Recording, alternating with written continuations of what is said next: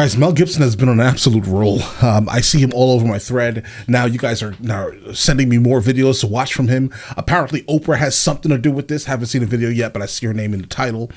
So let's go ahead and actually jump into this immediately, guys. First time I really came over here. You know, I had a whole bunch of weird paranoid suspicions about what the hell was going on because there was a lot of stuff I couldn't understand. You're 7 years old and someone is stroking you.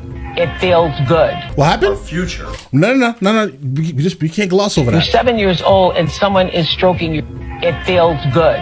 Our future is our children. Now, the first step in eradicating this crime is awareness. Okay. The latest buzz in Tinseltown is all about Mel Gibson's explosive revelations in the film Sound of Freedom. Brace yourselves as Mel pulls back the July curtain 4th. on the dark underbelly of Oh, it's Hollywood's out elite, already. exposing their alleged involvement in the scandalous world of illicit human trade. And guess who's caught right in the middle of it? None other than the iconic Oprah Winfrey herself. What? So what exactly did Mel say? Our future is our children. Now, Okay. the first step in eradicating this crime is awareness. In the glitzy world of Hollywood, where controversies and scandals are the talk of the town, it's surprising how one particular movie has managed to fly under the radar. Sound of Freedom, directed by Alejandro Gomez Monteverde, delves deep into the dark underbelly of illegal human trade, revealing the shocking methods employed by the elite to lure innocent victims into their sinister rings. But what's even more intriguing is the lack of buzz, press coverage, and endorsements surrounding this important film.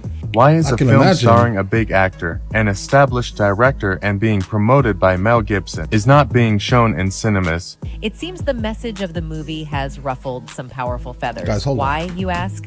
Well, in the movie, former action it star in Mel theaters? Gibson takes the lead role in Sound of Freedom, portraying the true story of ex-government agent Tim Ballard, who leaves the government to establish Guys, really quickly, I had to go check. Yeah, it is absolutely in every single theater that surrounds my house right now. Operation Underground Railroad, dedicated to rescuing children from the clutches of illegal human trade rings. The film sheds light on the horrors of this abhorrent industry, aiming to raise awareness and mobilize action against it. However, despite the urgency of the topic, major streaming platforms like Amazon, Netflix, and Hulu shockingly rejected the movie, refusing to give it a platform for worldwide exposure. It's a puzzling move, considering these platforms are often at the forefront of promoting socially conscious content. Right. Could it be that the film's explosive revelations hit a little too close to home for some? Adding fuel to the fire, celebrity voices that are typically quick to endorse woke causes have remained eerily silent about Sound of Freedom. It's as if the Hollywood... Would this not even be considered like a woke cause? Guys, I mean, this should be the definition of what woke is, right? Like stopping the trade of children. That'll be an amazing thing if we can actually do that. I mean, that should be something that everyone should be interested in. But apparently everyone is not interested. elite have collectively turned a blind eye to a film that exposes their own industry's dirty secrets. The lack of support from these influential figures raises questions about their true commitment to social justice and human rights. But the intrigue doesn't end there. Sound of Freedom was initially in the hands of Disney, which acquired the rights after its merger with 21st Century Fox in 2019. However, the House of Mouse mysteriously shelved the project, leaving many to wonder why. Yeah, why would they do Whispers that? in the industry suggest a more... Also, it doesn't really feel like a project that they would actually be putting out. It doesn't feel like something Disney oriented. the project, leaving many to wonder why. Whispers in the industry suggest a more sinister motive behind the rejection and lack of promotion for Sound of Freedom. Accusations circulate that the likes of Disney, Netflix, and Amazon Prime deliberately avoided obtaining the rights to the film to allegedly prevent the truth about child AB and the illegal trade from reaching global viewers. Could it be an attempt to cover a specific group of industry elites? You see, these so-called industry big shots who wield immense power behind the scenes of Hollywood have always presented themselves as philanthropists with hearts of gold. But what if their true intentions were far more sinister than we could have ever imagined? Guys, here's the thing. Netflix, like Hulu and all these other streaming platforms, are probably more anti Hollywood than anything else. I mean, Hollywood hated the concept of these entities existing, guys. I mean, the writers that are kind of like protesting right now in Hollywood.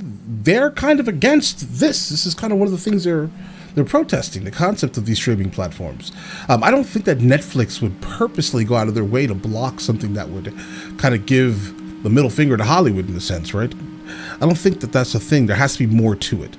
It just can't be that as an explanation. Imagine that stuff. That couldn't be the reason for why so-and-so was acting like, could it? And then you find out later on the track that you are exactly on track. One such group of elites is the Good Club. This is the creme de la creme of global elites. Good Club. According to The Guardian, this exclusive group of billionaire philanthropists holds top-secret meetings right in the heart of New York City. Names like Bill Gates, George Soros, Warren Buffett, Oprah Winfrey, David Rockefeller, and Ted Turner often grace the guest list. But also, lesser-known but equally wealthy figures like Eli and Edith Broad also make appearances, making us wonder what really goes on behind closed doors. Now, one name that sticks out is Oprah Winfrey. We all know her as the billionaire show host and philanthropist with a name larger than life, right? Wrong. Buckle up, because there's a side of Oprah that she'd rather keep hidden, and it's far from admirable. Is it possible that the Queen of Talk has a darker side that she doesn't want us to see? Well, the highly anticipated film Sound of Freedom is set to expose the shocking methods used by the Hollywood elites to trap innocent victims. While the movie doesn't explicitly name Oprah, her alleged connections to notorious figures like Harvey Weinstein cannot be ignored. You see, despite Weinstein's long-standing reputation as a predator, Oprah maintained a close relationship with him. Speculation arose that she may have even encouraged actresses to work with him, leading to accusations of her complicity in the alleged misconduct.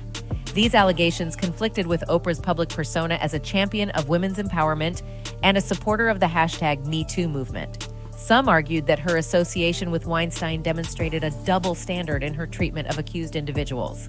And this is not the worst of it all. One of Oprah's most notorious moves was her decision to feature the self-proclaimed healer and criminal extraordinaire, John of God, on her show. Picture this, a Brazilian healer who claims to possess spiritual powers and uses them to purportedly heal people. Sounds like something out of a Hollywood movie, right? Well, in this case, reality turned out to be even stranger than fiction. John of God, as he came to be known, managed a healing facility in Brazil where vulnerable individuals sought solace and spiritual guidance. Little did is he performing a lobotomy? they know that the man they were entrusting their well-being to had a dark and sinister side. It wasn't long before the truth about John of God's criminal activities came to light. Reports of SA and AB began to emerge, painting a chilling portrait of a man who shamelessly took advantage of those who sought his help. But what's truly mind-boggling is the role that Oprah played in catapulting John of God into the limelight. By featuring him on her show, she bestowed upon him a stamp of legitimacy, giving him access to a wider audience and inadvertently endorsing his criminal behavior. This eyebrow-raising incident took place back in 2010 during one of Oprah's attention-grabbing segments titled, "Do You Believe in Miracles?" Little did her audience know that the miracle they were about to witness was the rise of a criminal under the guise of a spiritual healer. God. Anyway, while Oprah did attempt to salvage her reputation by expressing empathy towards the brave women who came forward with allegations against John of God, it's clear that her involvement had already left an indelible mark. The damage had been done, and the sinister connection between Oprah and this criminal healer would forever be etched in the annals of scandalous history.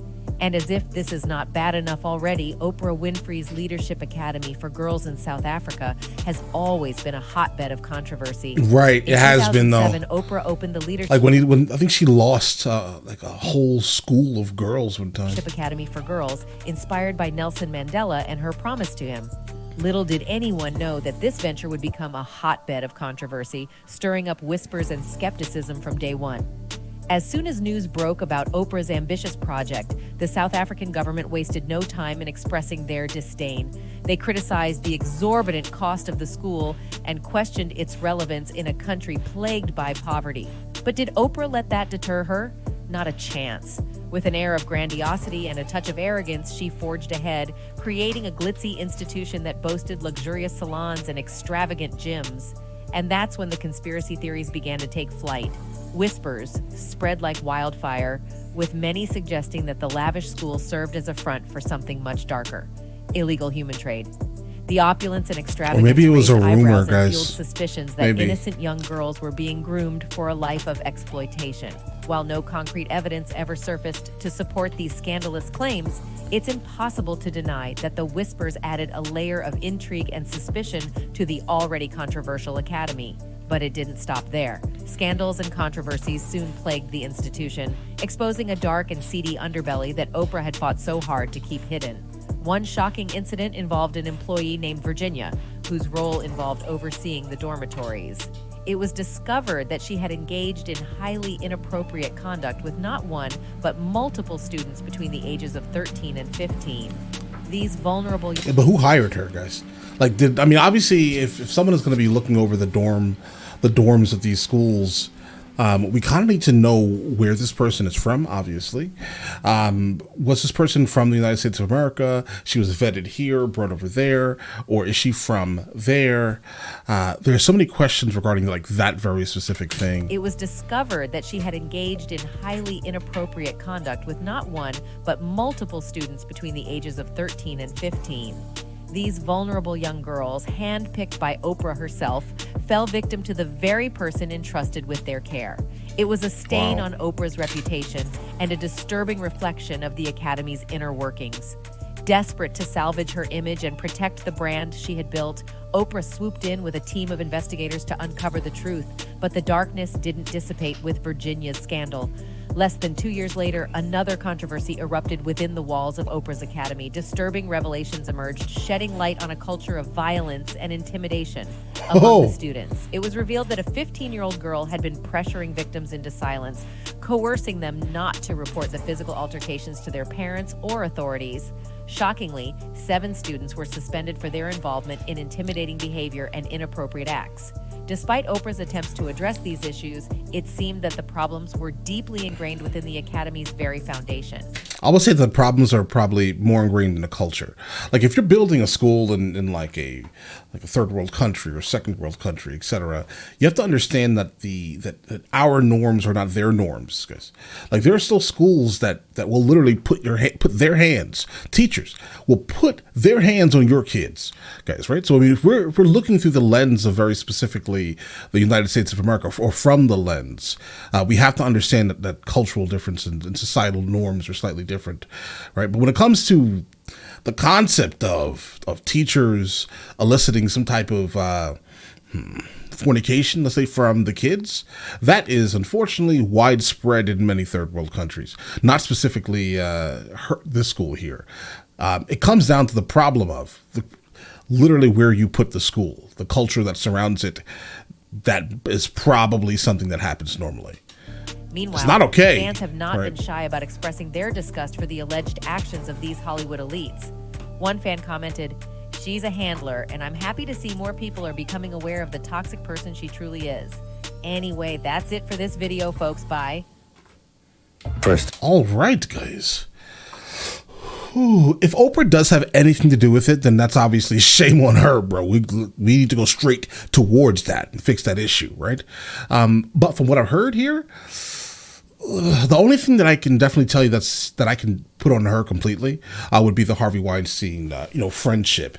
If she, in fact, was kind of being a handler in this instance and bringing women to Harvey Weinstein, that is troubling. Right, but the school situation, guys, I don't know. That may be a stretch, guys. That feels like a reach. It just does, and that's because you have to understand the culture that surrounds it, guys. Like all over West Africa, it's not uncommon for these teachers to be like, "Listen, you want a good grade today?" That type of thing, bro. Right? They're trading a lot of professors are trading one thing for another thing, bro. Right.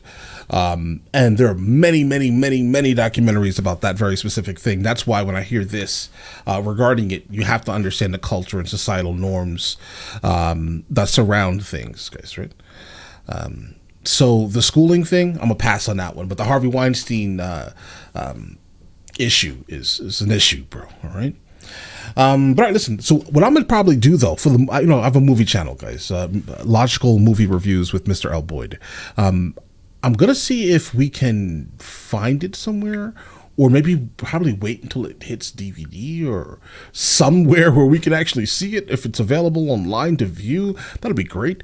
I'll review it. No, there's no problem here, guys. Or I'll just go see it and tell you guys what I thought, right? But all right, either way, listen, you guys all have an absolutely amazing day and enjoy your day thoroughly.